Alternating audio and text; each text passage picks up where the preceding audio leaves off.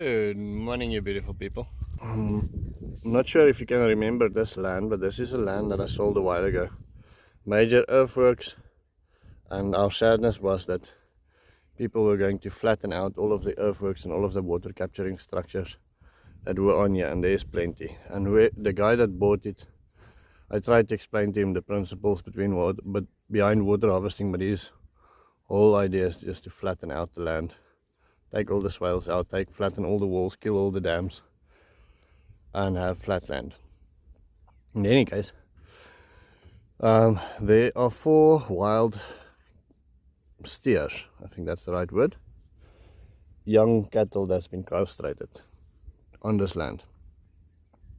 And I think they've been castrated, 4 young cattle. And they are so wild that the guys couldn't load them to take them away, so they asked us to harvest them for them and give them to the butchery. So that is my mission this morning. You see Lucas over there, walking there. There is a Shirley over there, and somewhere over there's Imps walking. I'm standing on the back of the ute, and we're trying to locate these animals so we can harvest them.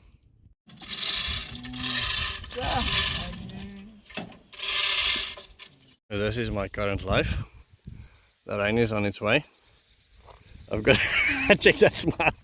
He's not happy about being out in the bush for the whole day. Half of the day is finished. The cattle, one was harvested, the other 2 decided they're not going to be part of that. They ran away, went and hidden in the bushes, and then when we got them up, they jumped through this electrical fence without somehow breaking it, landed there, or they jumped over it. This is about 3 meters high. These are Brahman. So Brahman, if you know cattle, then you know they're not a fun animal to have around. And off they go into the next door neighbor's game farm. He doesn't want my people on his land. I told him he must think about it and decide how he wants me to handle it. I'll do my best, whatever I can, but he's obviously super unhappy about the situation. Just harvested the cattle, started processing this one. When the rain started, look at that. Everybody's hiding below the roof, waiting for the rain to go. This is something else.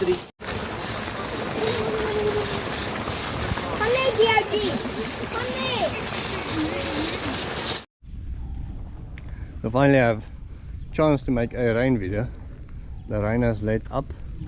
The first cow has gone out. So I'm thinking let's run quickly and see what has happened to the swales. Okay, so the bottom swale is still dry. Let me start running. I think this is the first time that we are having proper flow on the ground rain. This is the time that I need to work outside. And now we're having flow on the ground rain. But I'm still very grateful. Very grateful. Hey, Buxy! Buxy the rain dog. What are you doing?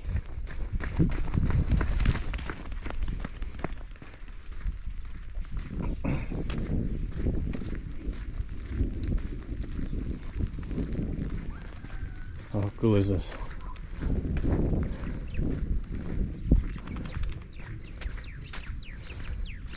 My forest. Let's see if there's any water in our swales. No water in our swales yet. Oh no.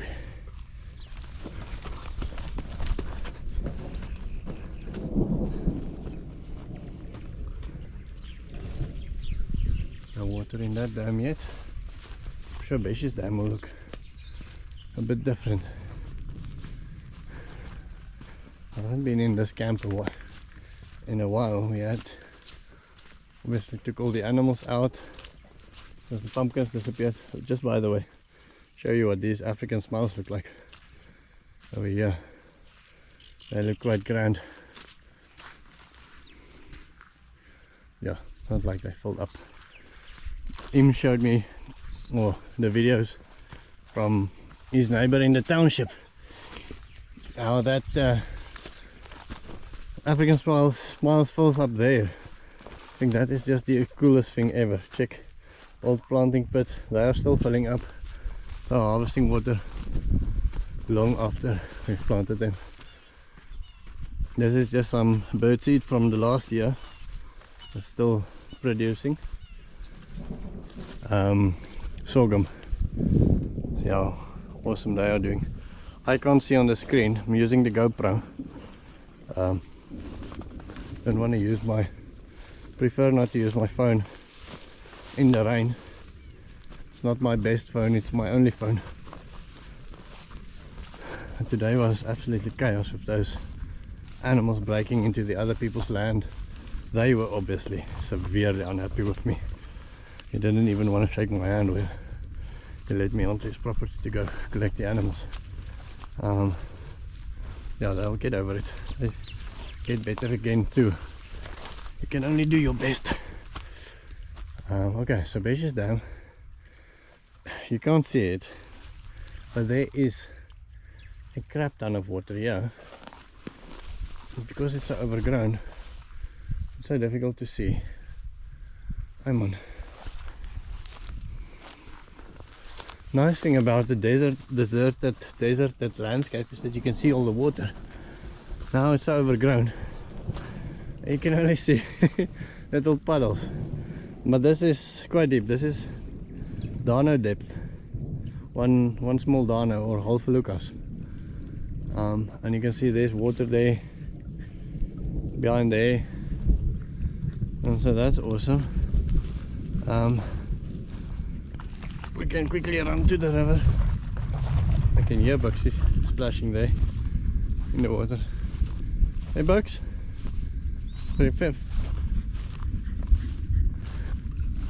Are you managing?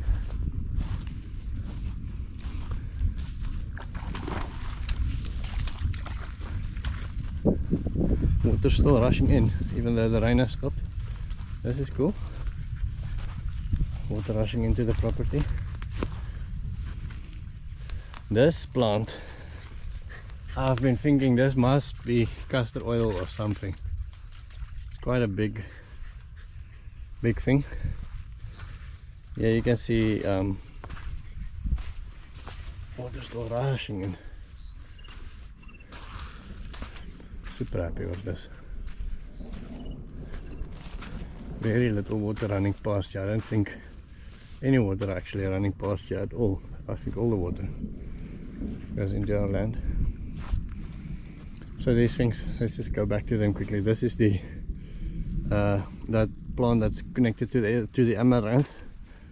I call it wild amaranth. I'm sure it's not what it's called, but we feed this to the pigs by the bushel bunches.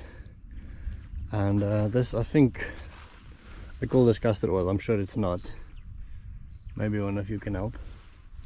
This came up naturally between the rocks and on this wall here.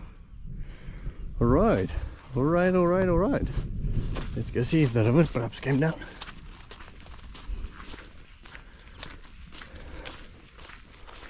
So the butcher guy took one of the cows away, left two of his guys to start with the next one.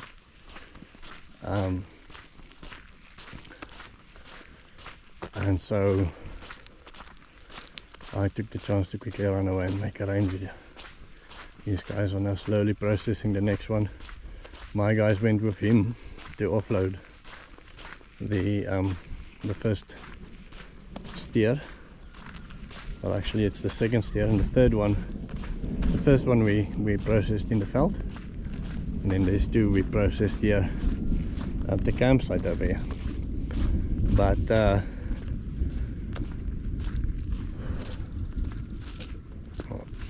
my guys then quickly went to go and help him offload, because they're not as good at the processing part yet. Okay, so we don't have a flowing river coming into the land yet. This is the entrance to our land. I don't know if you remember from last year, but we had water like running like this in here, and it was just freaking awesome. Just water running. We don't have that yet. We haven't had that yet this year, and the raining season is basically over. I will not be surprised if this is the last rain of the year.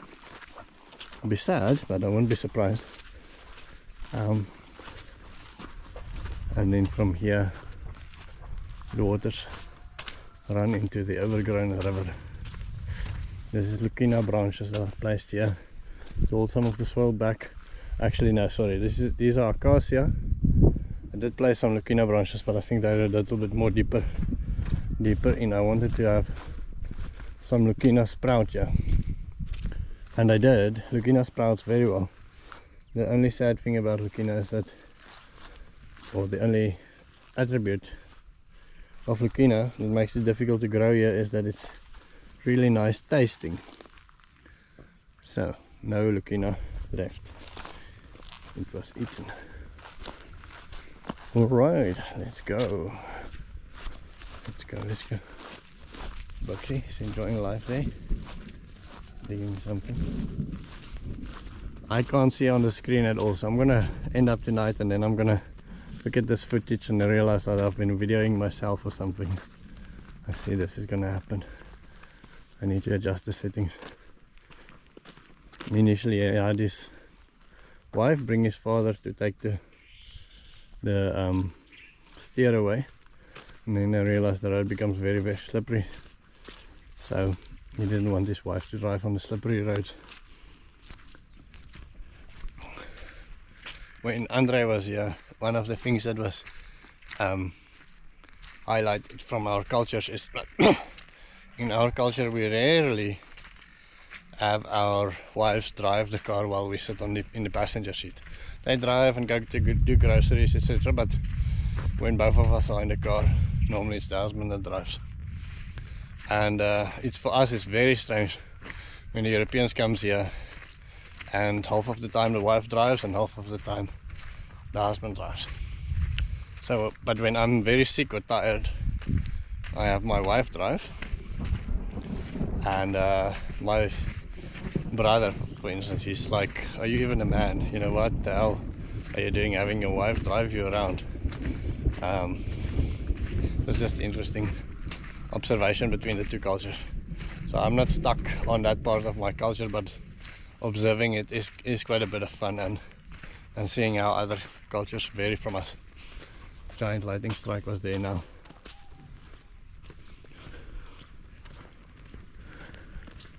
Okay, so this is where the processing is happening. So the final one is one that we are going to try and buy. So that we have meat.